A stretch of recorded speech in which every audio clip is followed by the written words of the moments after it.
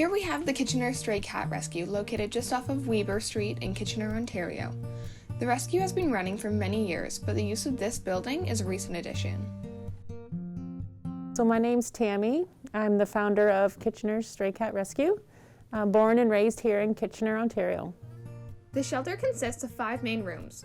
The kitty lounge is where the cats that are ready to be adopted stay, so that visitors can come and meet them. The kitten room is where kittens who aren't old enough or are unsuitable to be in the cat lounge stay. The ICU room is for those cats who require intensive care. For those cats that suffer from FIV, there's the FIV lounge downstairs that keeps them separated from the other cats.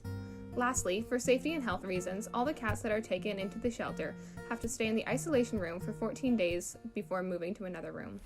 I started rescuing actually from a very young age. It got really hardcore about 5 years ago when I started it in my basement. Well, not my basement, my husband's and my basement. So I turned that into a kitty lounge and just started rescuing from there. And then it just got big real quick. So I had to come up with another plan and get a facility or a building, so that was my main goal. My own personal, I've rescued, all my cats have been rescue cats, but I've been with Tammy's group for about 4 years now. She sent out a request to see if she could get people to come in before it was open to the public to help keep up with the cleaning so that she could focus on helping the animals. So I've been with her since the beginning. For the wild cats where they're too wild to be homed or adoptable, they're actually quite vicious. So what we do is we go out and trap the feral cats, take them in, fix them, vaccinate them, and release them back to their territory, so it keeps the population of cats down. The surrenders are the ones that struggle the most, so that's why when someone adopts through me, they really have to give their 15 to 20-year commitment, because the surrender cats that come in, they go through a depression. It's awful. So a depression with a cat, they starve themselves to death. They are so depressed that they can't even go on. So then you just have to give them extra time, and some cases they just die. The other adoptions, like with the kittens, I do recommend kittens be adopted with families with young kids, only because they grow up with the kids. And but the struggles, there's always struggles. Honestly, there's always struggles. Some cats, I mean, I don't know if they like dogs or not. I'm assuming they don't, the strays, but the kittens, some won't even get along with dogs. So I try to match each cat and kitten to the home that the cat will be good in. Sullivan, also known as Sully, is an orange tabby who's a few months old. He's been at the shelter for a couple months now and is currently in the process of being adopted into his forever home. So if someone's interested in adopting, so they have to send in an application first.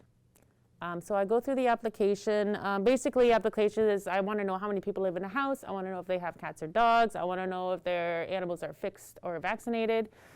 I go through the list, and then and if the kitten or cat that they're applying for won't do well in that home, for instance, I have cats that don't like young children.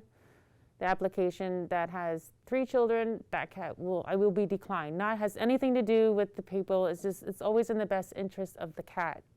So, anyways, once I approve an application, the next step is the home check.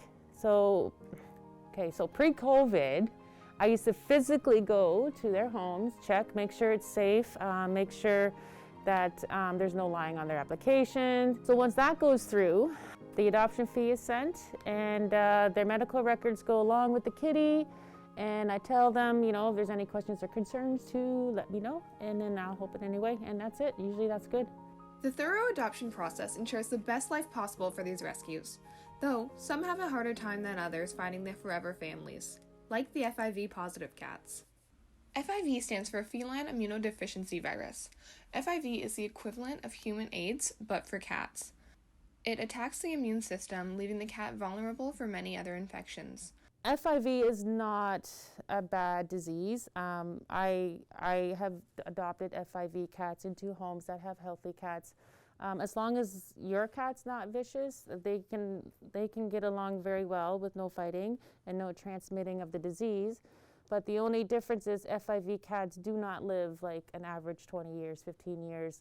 They have really bad digestive issues, which an easy diet will keep them going. And other than that, they live great, healthy lives.